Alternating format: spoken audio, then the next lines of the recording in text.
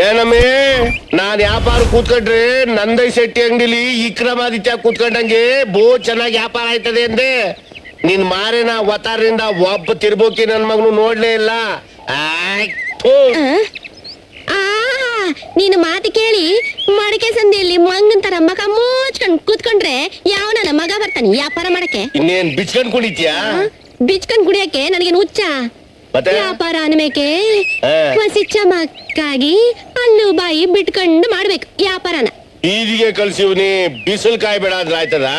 ಅದೇನ್ ಚಮಕ್ಕಿಂದ ವ್ಯಾಪಾರ ಮಾಡ್ತೀವ್ ಮಾಡು, ನಾನು ಇದೇ ಕಣ್ಣಾಗ ನೋಡೇ ಬಿಡ್ತೀನಿ. ಲಗಾಸು ಅಷ್ಟಂದ್ಯಲ್ಲ, ಈಗ ನೋಡು ನನ್ನ ಕರ ಮತ್ತ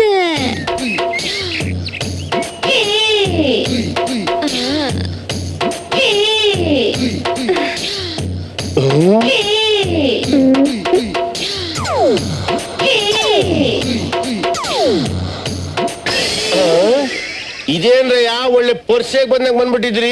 ಏನ್ ಸಮಾಚಾರ? ಮಡ್ಕೆ ತಗೊಳಕ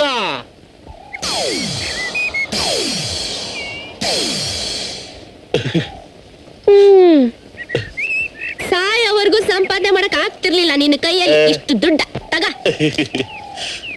ಈಗ ಹಾಕೊಂಬಿಟ್ಟ. ಅಬಾ ಬಾ ಬಾ ಬಾ, ಒಂದ್ ವರ್ಷದಿಂದ ಮೂಲೆಯಲ್ಲಿ ಮುಡಿಕೆಯಲ್ಲಿ ಇದ್ದಿ ತೂತ್ ಮಡಿಕೆಲ್ಲ ಒಂದೇ ದಿವಸ ಖಾಲಿ ಆಗ್ಬಿಡ್ತಲ್ಲಪ್ಪ ಶಿವನೇ.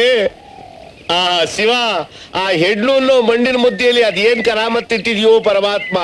ಮುಂದಿನ ಜನ್ಮ ಅಂತ ಒಂದಿದ್ರೆ ಎಲ್ಡಿಡಿ ಬಂಡ್ ಜಾಸ್ತಿ ಹಾಕ್ಬಿಟ್ಟು ನನ್ನೂ ಹೆಣ್ಮಾಡಿ ಭೂಲೋಕ ಕಳಿಸ್ಬಿಡು.